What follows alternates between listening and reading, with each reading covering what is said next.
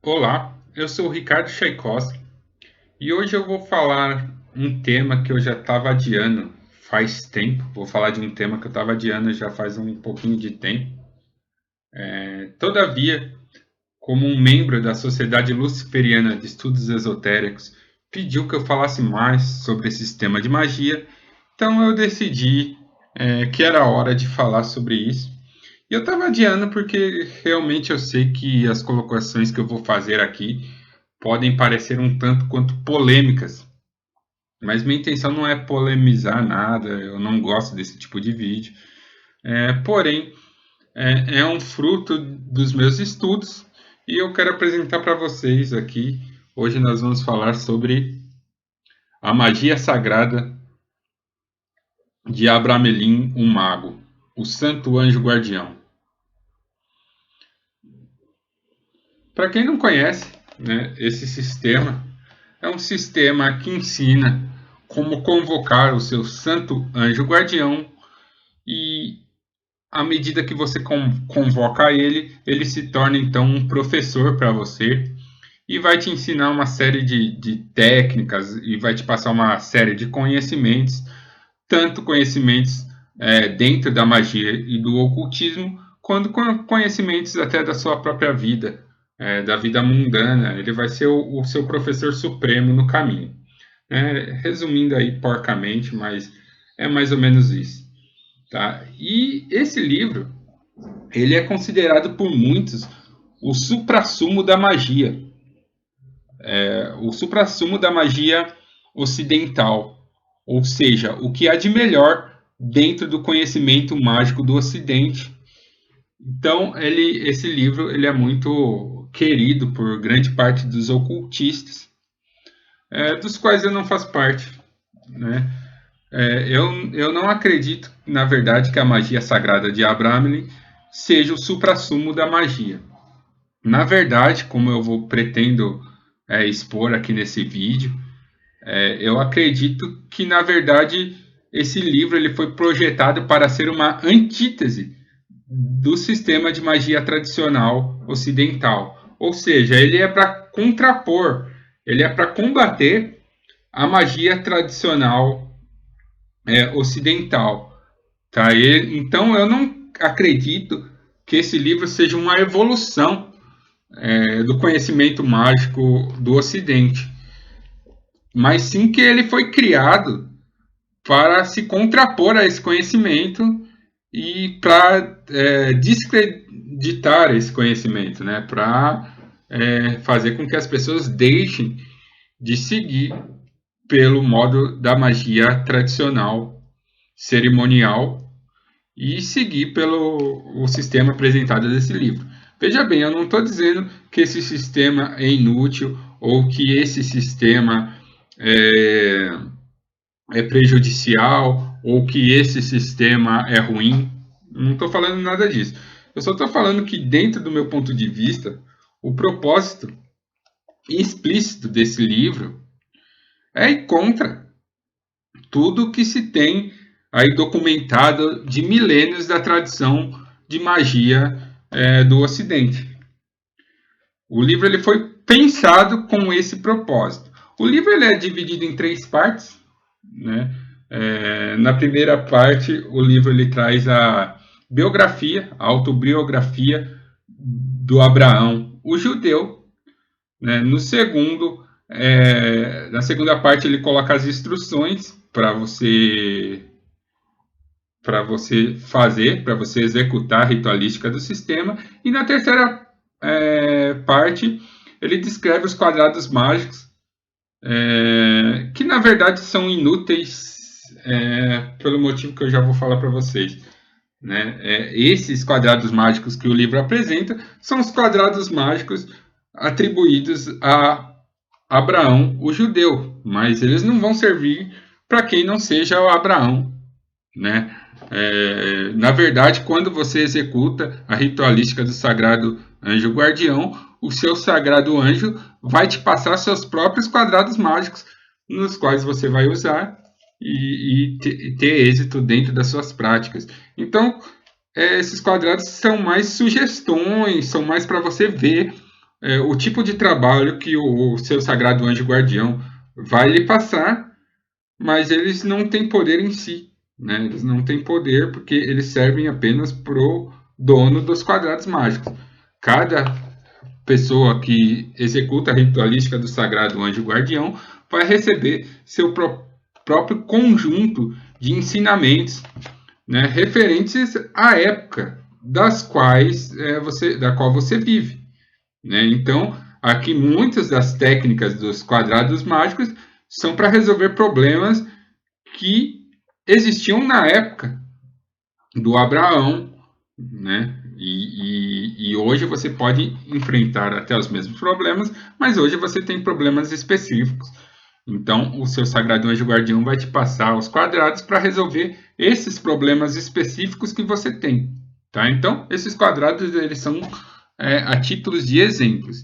E eu sei que existem ordens esotéricas que usam esses quadrados mágicos e tal, e tudo bem, pode funcionar, mas funciona por outras metodologias, através de sigilização, através de egrégora, através de formas pensamentos, mas não porque ele tem a conexão com o seu sagrado anjo guardião, tá? É bom deixar bem claro, tá? Mas então vamos falar por que eu não considero essa uma obra, o suprassumo da magia, nem tão pouco uma evolução do sistema de magia, né? Porque essa obra, quando a gente vai analisar um texto mágico, a gente tem que entender o contexto da época e tentar entender por que será que a pessoa que escreveu esse artigo escreveu ele, né? Escreveu esse manuscrito, escreveu ele, tá? Existem muitas versões, também tem que se dizer que existem bastante versões da magia sagrada de Abraham Melin, tá? Essa desse livro é uma, mas eu pelo menos sei de mais duas ou três, né? Então elas têm pequenas diferenças, tá? Mas ao que parece a primeira versão, ela foi produzida para converter as pessoas ao judaísmo, tá? Depois existiu uma outra versão que foi feita para converter as pessoas ao cristianismo, tá? E existem versões que variam aí, dependendo da época, elas têm pequenas diferenças entre si. Numa versão, o tempo de ritualística, o tempo de preparação para o ritual é de 6 meses, na outra é de 1 ano. Uma versão vai evidenciar mais os nomes cristãos de Jesus Cristo e tal, a outra nem cita o nome de Jesus Cristo. Ela se foca mais no costume tradicional de judeu, e eu creio que essa é a primeira versão, né? Eu creio que a primeira versão é essa versão que tem os elementos mais judaicos do que a versão mais cristianizada do negócio, tá? Então, assim, para a gente entender o contexto da coisa, né? A autobiografia de Salomão, ela segue um determinado roteiro que era muito comum aos textos mágicos que foram escritos aí com o passar do tempo. Então, no Testamento de Salomão, a gente vê esse padrão. Nos testamentos lá, nos testemunhos de São Cipriano, a gente vê esse padrão, tá? E aqui, na magia de Abraham Elin, a gente vê esse padrão, que é o padrão daquela pessoa que já era versada em ocultismo, já era versada em magia, tá? Que acaba se convertendo ao Deus de Israel, a Deus hebreu, e acaba descobrindo que, na verdade, o sistema de magia dos hebreus é o mais poderoso sistema de magia que existe. Então ele renega como superstição ou como obra demoníaca tudo que ele tinha feito para trás, dizendo que agora ele achou. Então é mais ou menos assim. Acontece nos textos de Salomão. Salomão, tudo bem, ele fazia parte da casa de Davi e tal, mas ele passou um bom tempo apartado dessa tradição, aprendendo novos conhecimentos mágicos com outras tradições, e depois, para lá na frente, descobrir que, na verdade, todo o poder realmente residia no poder do Deus de Israel, né? São Cipriano tinha pacto com o demônio, pacto com as forças obscuras, ele tinha práticas das antigas religiões pagãs, e depois se converteu aí, viu que na verdade o sistema do cristianismo era mais poderoso e se converteu. né? E tal qual é a mesma coisa que acontece com Abraham Lincoln, ele passou por diversos sistemas de magia, mas sempre faltava algo, ele sempre sentia um vazio na alma, mesmo tendo alguns resultados com a magia, ele achava que não estava bom ainda, e se descobriu dentro dessa tradição aí herdada dos judeus, herdada dos hebreus, né? Ao que parece, as pessoas, os estudiosos que conhecem mais que eu sobre esses assuntos, acreditam que o próprio Abraão talvez tenha sido um judeu recém-convertido, né? Então, todo esse livro ele descreve esse processo de conversão do Abraão, né? Como ele se tornou judeu, né? E na verdade isso aqui é uma escola, é um manual para você se converter ao judaísmo, né? Logicamente, é um judaísmo da época, é um judaísmo preso aí dentro de um padrão sociocultural temporal, né? Não posso dizer que é o judaísmo, mas era o que o autor entendia como judaísmo, tá? Então, todo o texto ele foi pensado para fazer com que a pessoa se converta realmente a essa religião. Então, na verdade, se a gente analisar bem, cada etapa desse processo da Sagrada Magia de Abraham, ela é um processo religioso, né? Ela não é um processo magístico em si. Então, o que tem aqui, basicamente, é uma série de preceitos religiosos e orações que devem ser feitas. Na verdade, não tem nem a oração que deve ser feita, porque Abraham Lincoln acreditava que você tem que fazer a oração do seu coração, né? Então, você tem que criar sua própria oração no momento de fervor. Mas é uma jornada religiosa, tá? Diferente de certos contextos magísticos, onde, especialmente na magia moderna, onde a gente tem uma visão um pouco mais científica das coisas, aqui não. Aqui você segue um caminho religioso. E apesar do autor, né, dizer que esses ensinamentos eles podem ser praticados por pessoas de qualquer religião, né, ele deixa claro que as pessoas só vão ter resultados plenos nesse sistema se realmente seguirem o estilo de vida do judeu e obedecer os calendários religiosos dos judeus. Ou seja, a pessoa tem que se converter ao judaísmo para extrair todo o poder que ele promete nesse livro, né? E isso em várias passagens ele deixa bem claro que realmente precisa dessa conversão.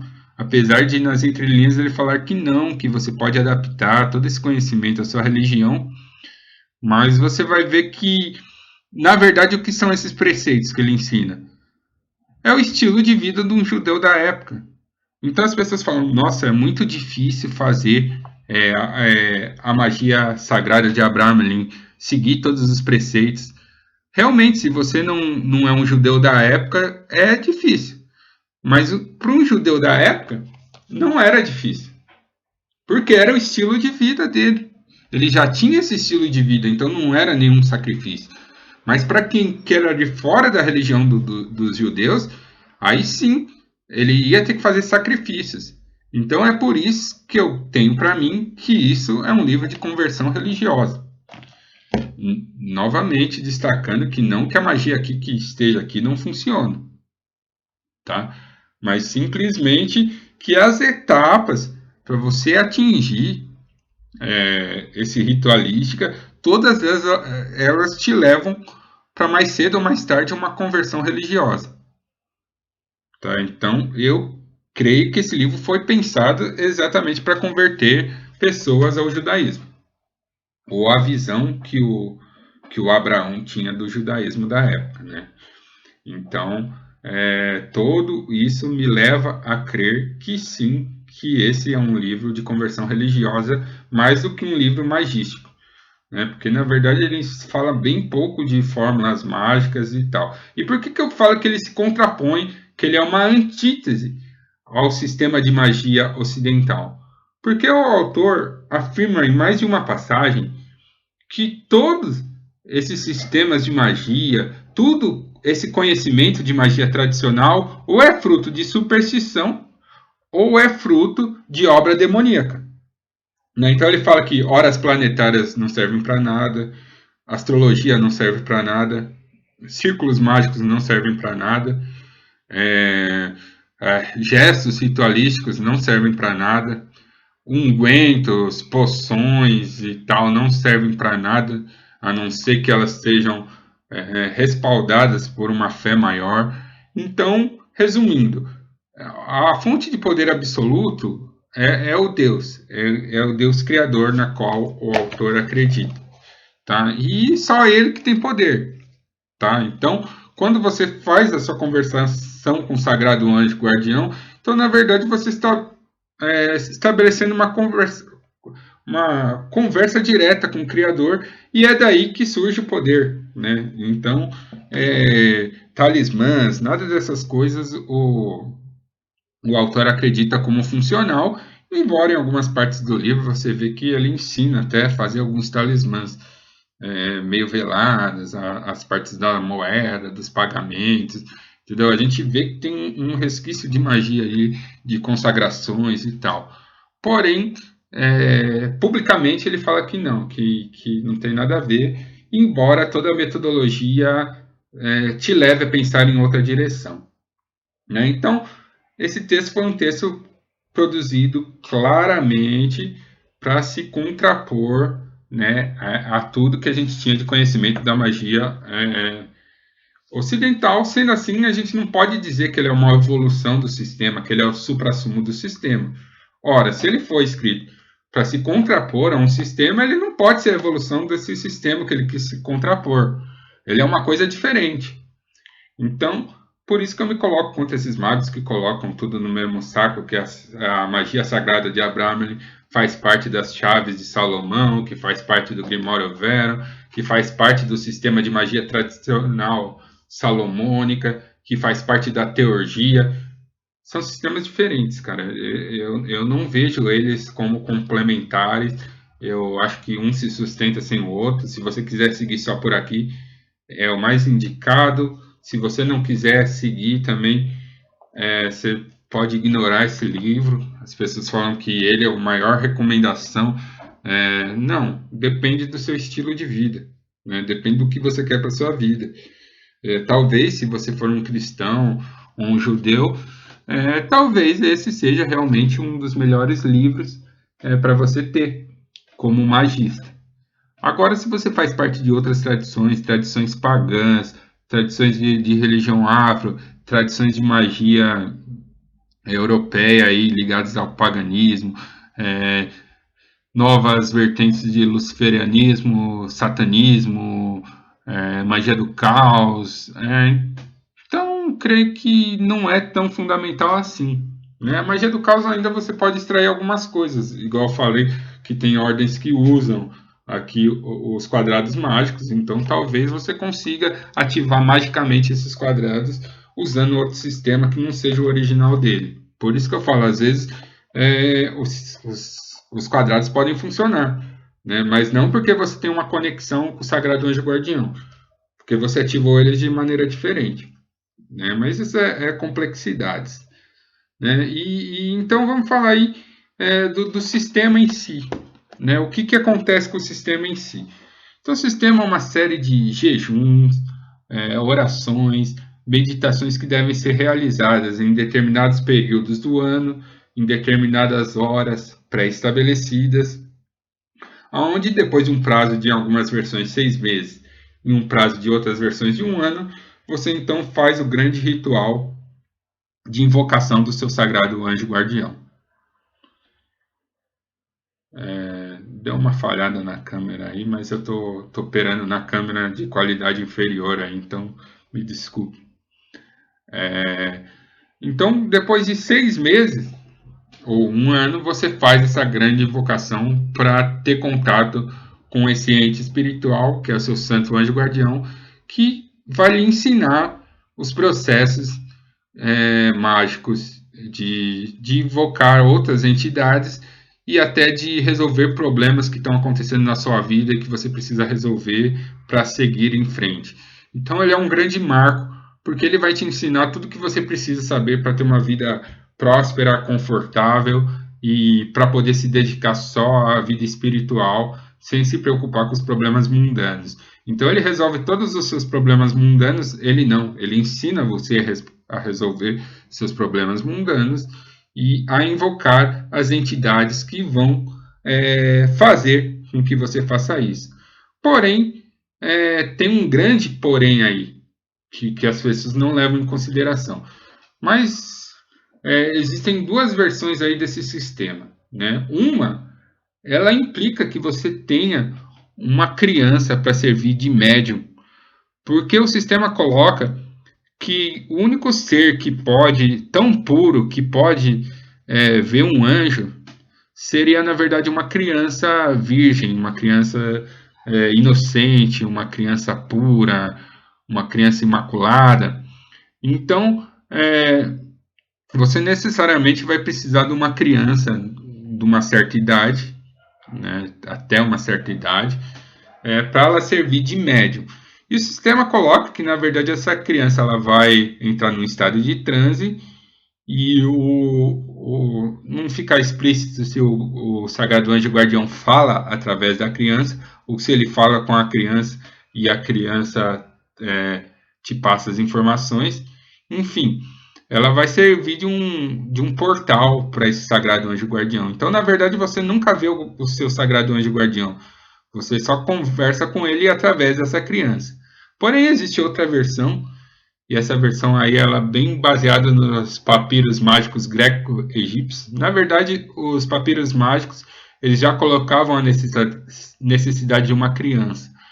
Porém, eles também entendiam que caso você não tivesse uma criança, você podia substituir ela por uma bandeja de prata, aonde o anjo ia escrever as instruções que você precisaria fazer para então seguir em frente com o ritual. Então, mas nos dois métodos você nunca ia ver o seu Sagrado Anjo Guardião, nem conversar com ele. O Sagrado Anjo Guardião ia falar com você de formas indiretas. Tá? E aí que mora o grande segredo da coisa e a grande chave da questão. O que o seu Sagrado Anjo Guardião vai te ensinar? Ele vai te ensinar a invocar demônios. Então isso aí já bota em xeque algumas pessoas que dizem que o trabalho mágico ele tem que ser polarizado, né? Ele tem que ser polarizado. Algumas tradições colocam que você tem que trabalhar só com anjos, outras tradições que você tem que trabalhar só com demônios, e nada contra essas tradições. Mas dentro da magia clássica não é assim. Dentro da magia clássica, você tem que trabalhar tanto com anjos quanto com demônios. Você tem que trabalhar tanto com entidades da luz quanto das trevas. Todos eles têm seus propósitos pré-determinados e eles são intercambiáveis, e eles não são intercambiáveis e não são substituíveis. A função do demônio ela é executada por um demônio e a função do anjo é executada por um anjo. E quando eu falo demônio, eu estou falando aí da visão aí que Abraham Lincoln tinha na época, tá? Hoje em dia existem muitos conceitos, muitos termos do que é daimon, do que é demônio, e o vídeo está grande, eu nem vou entrar nesse aspecto. Mas eu vou colocar demônios então como seres aí mais próximos do plano terrestre e mais próximos das características dos seres humanos, e anjos, figuras aí mais espirituais, digamos assim, né? Então, assim, um anjo, o que ele vai fazer no contexto da Sagrada Magia de Abraham?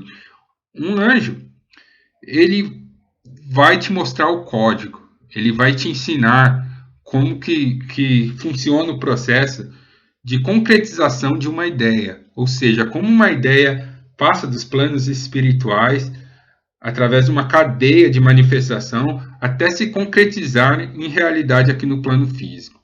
Então, quando você vê em magia tradicional o círculo mágico e as orações e os salmos que você tem que fazer, toda aquela preparação, o que você está fazendo ali? Você está descrevendo de uma forma simbólica todo esse processo de manifestação da ideia, desde o campo espiritual até o campo físico. Então, o anjo é esse código todo. Os anjos, eles são esses códigos, eles são os mensageiros, eles são os códigos de manifestação. Porém, quem realmente manifesta essas forças são os demônios, dentro de um contexto de magia tradicional. Tá? Logicamente, existem outras escolas de pensamento moderna e outras escolas de pensamento até antiga que têm visões totalmente diferentes do que eu falei. Né? Tem pessoas que falam que só vão trabalhar com anjos, que tudo que um demônio faz, um anjo faz melhor e ele não vai cobrar nada disso. Mas tradicionalmente não é assim. Né? Tradicionalmente, o que acontece? Um anjo ele ensina, ele é um código. E um demônio, ele coloca esse código em funcionamento. Então, eles são dois polos, eles são duas faces do mesmo estágio de aprendizado. Eles são duas faces da mesma moeda. Né? Então, você precisa trabalhar com as duas entidades dentro do conceito tradicional. Né? Agora, dentro do conceito moderno, se você é satanista, luciferiano, só quer trabalhar com os demônios e tal, faça o que você tem para fazer. Ah, sou da mão direita, agora só vou trabalhar com seres de luz. Faça. Mas dentro de um ponto de vista tradicional, dentro de um ponto de vista aqui, ó, de Abraham, das chaves do Legemeton, dentro desse todo esse contexto de magia renascentista, então você não está trabalhando na tradição, você está trabalhando fora da tradição, você está tendo uma interpretação dos conceitos da tradição. Tudo bem, pode funcionar, sua vida pode ser próspera, você pode ser feliz, trabalhando com demônio, trabalhando com anjo e segue a vida. Mas não é um conceito tradicional, é um conceito moderno. Tá? Porque tradicionalmente, dentro desse sistema de magia, você precisa trabalhar com os dois polos, com a luz e com as trevas. Né? Lembrando também que o conceito deles, de demônio e de anjos, eles são diferentes do nosso. Hoje em dia, muitos caras, por exemplo, dentro da Sociedade Luciferiana de Estudos Esotéricos, que nós temos aí algumas aulas de demonolatria, na demonolatria você procura rastrear a origem de algumas entidades que foram demonizadas e restabelecer seus cultos da melhor forma possível. Logicamente, você vai ter que ter adaptações socioculturais. Né? A gente não vive na época que essas entidades eram tidas como Deus, então a gente tem que fazer algumas adaptações. Nesse contexto, algumas entidades estão mortas, mortas no sentido de que não é possível restabelecer o culto delas, elas cortaram os laços de ligação com o plano físico e você não consegue mais trazer a energia dessas entidades de volta, mas algumas são bem acessíveis, algumas se transmutaram, se modificaram, não que elas se modifiquem, porque um Deus é um Deus, ele é eterno, né? Ele não se modifica, mas a nossa visão sobre eles acaba se modificando. Né? Então, algumas dessas entidades dá para ser rastreadas, então dá para se trabalhar, mas dentro da demonolatria a gente não trabalha com todos os demônios, né? A gente trabalha só com aqueles que a gente consegue rastrear e que a gente consegue ter alguma experiência real e satisfatória com essas entidades. Tá? Mas existem pessoas que trabalham com anjos apenas e tal, e todo mundo pode conseguir êxito nisso. Mas é importante separar quando um quesito é tradicional ou quando é pseudo-tradicional. Né? O quesito tradicional se trabalha com luz e com trevas. Né? Aqui na magia sagrada de Abraham é bem claro, você fica 6 meses até contatar a luz que surge na forma do seu sagrado anjo guardião, e a luz vai te ensinar a dominar suas próprias trevas. Esse é um conceito aí que até está em voga na psicologia, psiquiatria, psicoterapia, né?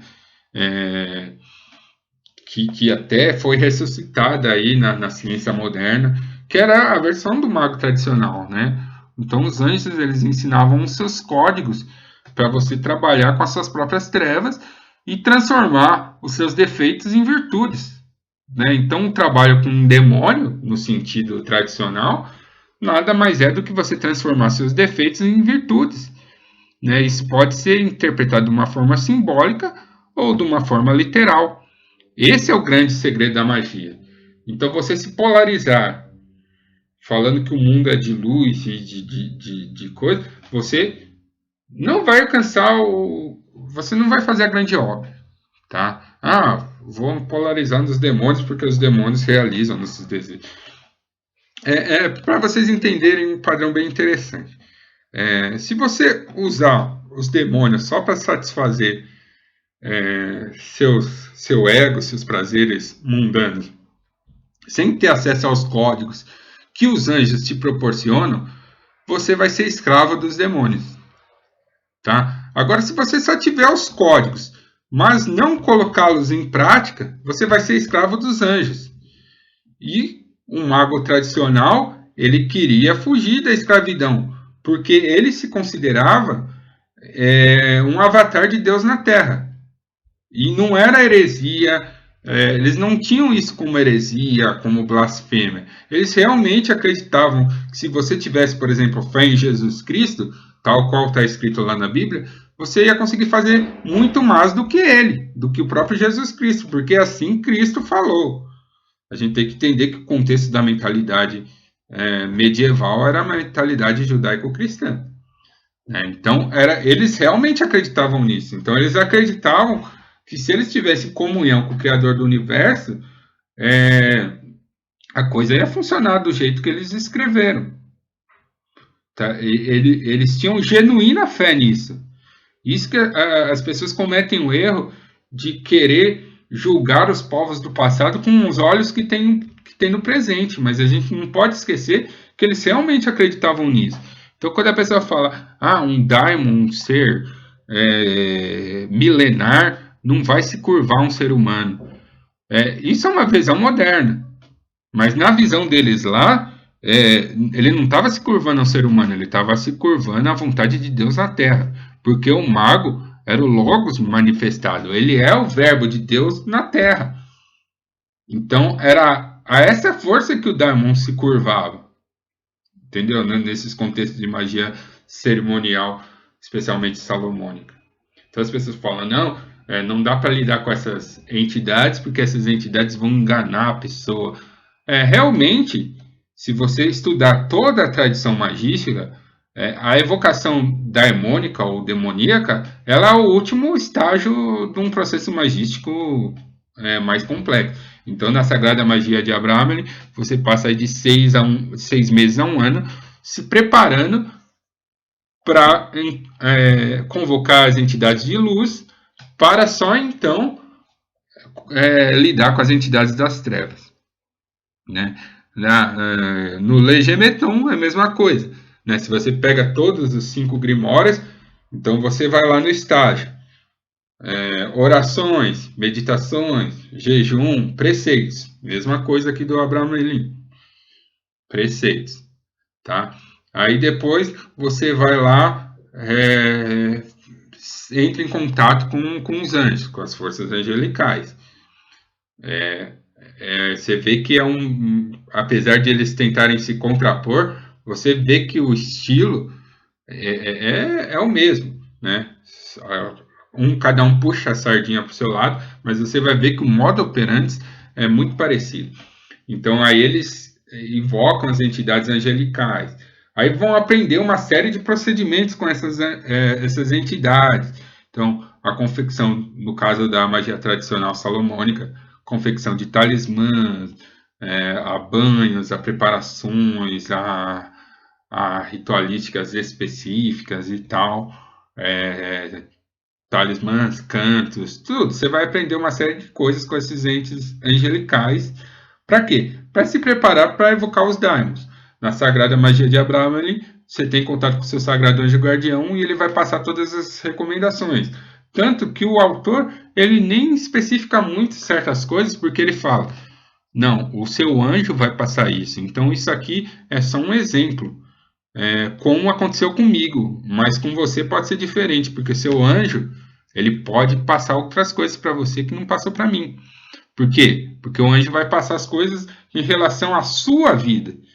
E esse é o motivo porque os quadrados mágicos não são efetivos num contexto original, tá? Eles são efetivos se você invocá-los em outras tradições e as coisas, mas originalmente não, né? Eles foram dados como exemplos e não por conta de sua efetividade.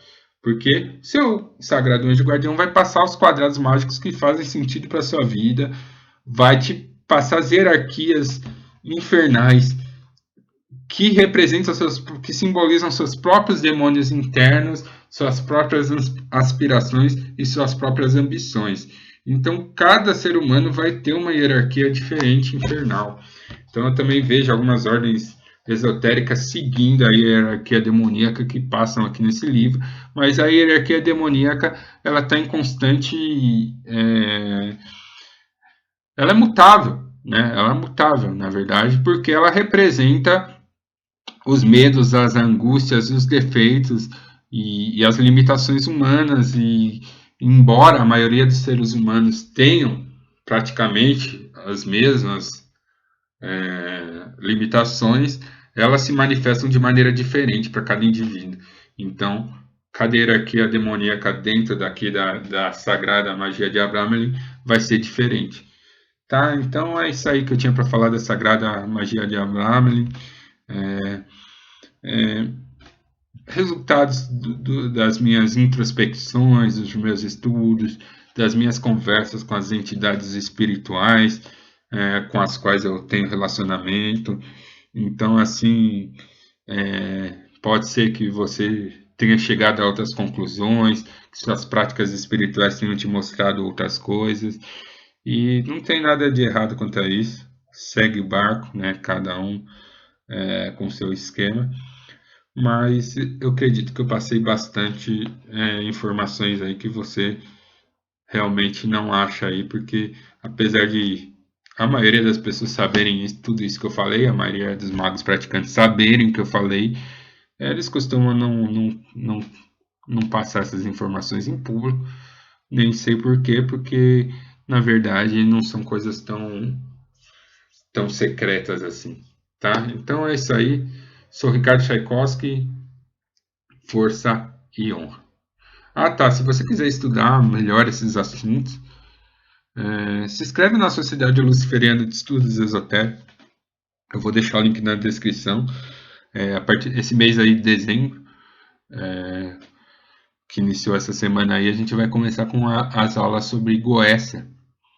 Então vai ser aulas bem bacanas sobre Goécia, onde eu vou passar alguns conteúdos semelhantes a esse que eu passei, mas totalmente direcionados à Goécia, e vou mostrar aí, filmar alguns procedimentos ritualísticos para vocês terem uma referência visual de como fazer, tá? E eu creio que vai ser bem bacana aí, quem quiser entrar, ainda dá tempo.